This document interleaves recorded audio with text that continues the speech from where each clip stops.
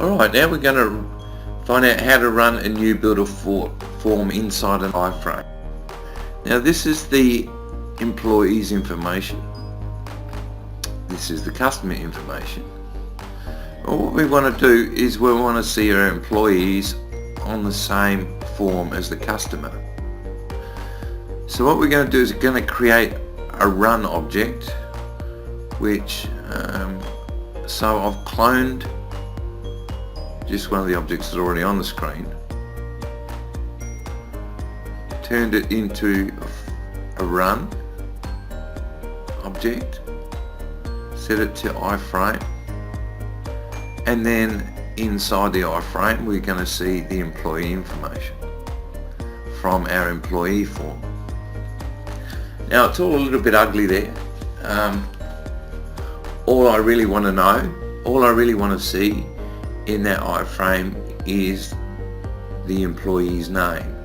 So we're going to clone the employee's form and we're going to make this look better for the iFrame. Now I need to keep the employer information because that is the thing that filters out using record ID that we put in there earlier.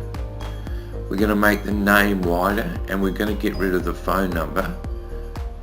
We'll put 8 rows on this form and we'll point it back to the edit form of the employee browse edit form. So now we go back into customer and we need to go to the run form, the run object,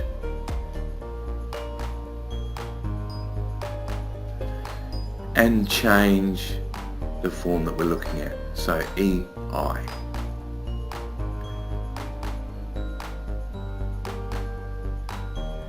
Right, so if we go back in there now, there we go.